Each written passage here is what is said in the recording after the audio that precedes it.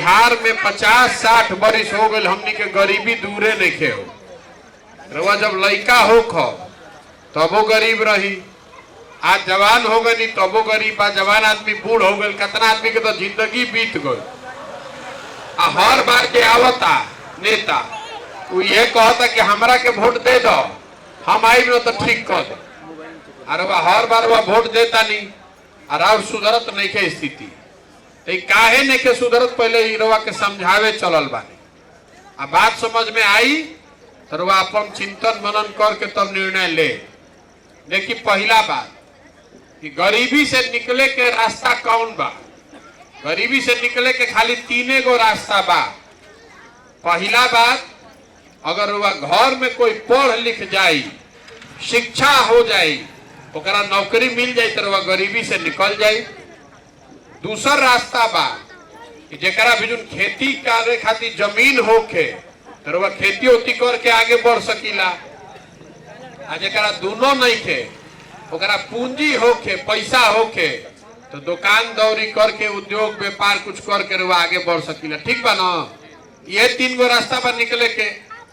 5 kilo अनाज मिलता, कोई आके नली गली बनवा देलस, कोई वृद्धा पेंशन दे देलस, कोई आवास बना देलस।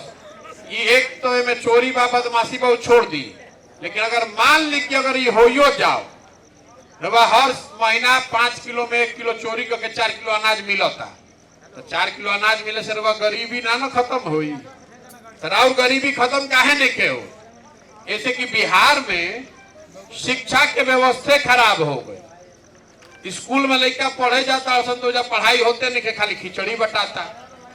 आज कॉलेज में पहुंच गई तो कॉलेज में भी पढ़ाई नहीं के हो। लड़का नाम लिखवा ले सन, आ परीक्षा देवे जइसन, डिग्री लेके चल तो स्कूल में खिचड़ी बटाता, आ कॉलेज में डिग्री बटाता, पढ़ाई कहीं नहीं के हो। तो राउर लड़का तो नौकरी ओकर लगबे ना करी, कदनो पढ़ लिख ले। जब राउर लड़का पढ़ते नहीं थे तो मजदूर ना बनी तो कलेक्टर बनी। तो पहला दरवाजा राउर शिक्षा के बा बंद बा।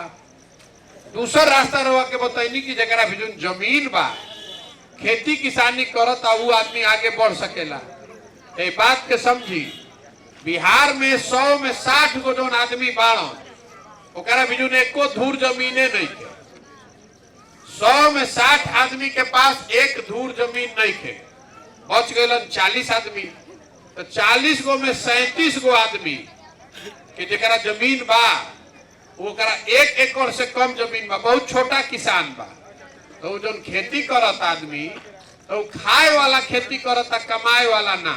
मतलब वह खेती करते क्या इतना उपज हो जाओ कि बाल बच्चा खा ले।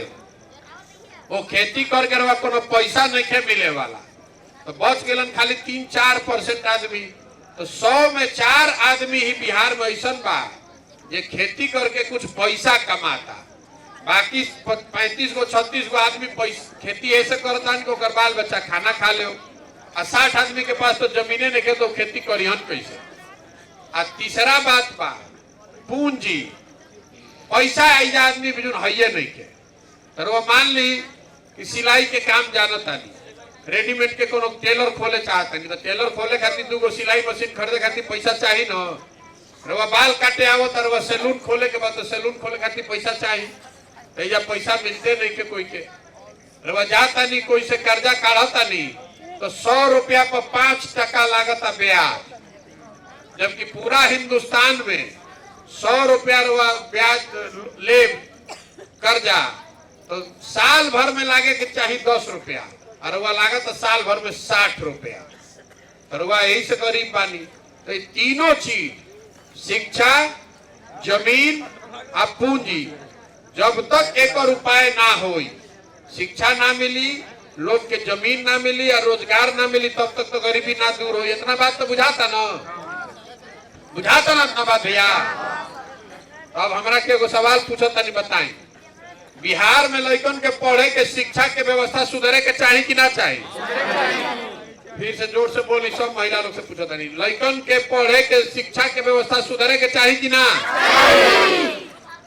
सबे कहल कि चाहिए।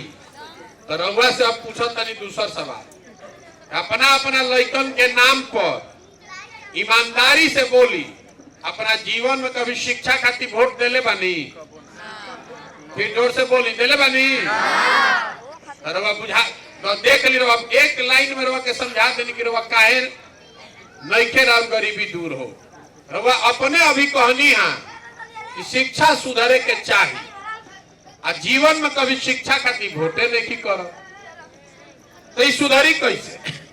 रवा बुझाता कि रवा के नेता ठगता, हम कहता नहीं कि रवा के नेता ठगते नहीं के।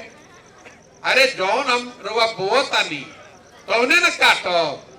रवा वोट देले बानी 5 किलो अनाज पर, तो 1 किलो चोरियो होता तब 4 किलो मिलता ना।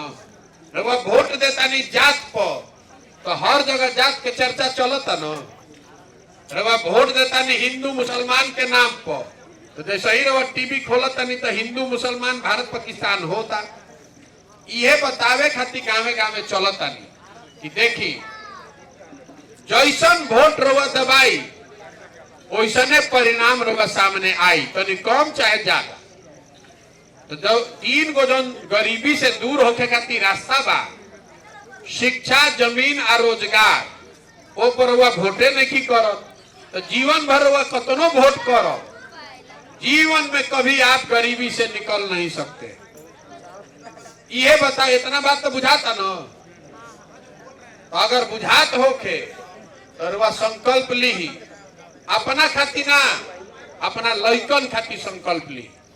ये भाई हमनी के जीवन तो आधा बीत गई, कोई के 40 उम्र बा, कोई के 45 बा, कोई के 50 बा, तो 90 बरी 100 बरी ज्यादा कोई ना जी। संकल्प ली कि अगला बार वोट जात पर ना दे, धर्म पर ना दे, भारत पाकिस्तान मुसलमान हिंदू पर ना दे, 5 किलो अनाज पर भी नहीं, नाली गली पर भी नहीं। आपके वोट का कीमत 4 किलो अनाज नहीं है। राउर वोट के कीमत है नाली गली नहीं के, राउर वोट के कीमत बा राउर लइकन के भविष्य। यह बात कहता नहीं, अगर रउआ अपन लइका के भविष्य के चिंता ना करो तो कोई नेता करी भाई। तो अब की हाली रउआ वोट जब दे तो कोई के ना, जात पर ना, धर्म पर ना, भारत पाकिस्तान पुलवामा पर ना, लालू नीतीश मोदी के ना, प्रशांतो किशोर के ना। वोट दीजिए अपने बच्चों के नाम पर, लइकन के चेहरा देख के वोट दी, तबे ना सुधरी, ना तो ना सुधरी। अगर बुझात होके तो सुधरी, और नहीं के बुझा तो लिख के रखी। रवा कतनो हाथ पांव मार ले, गरवा गरीबी से ना निकल सकी।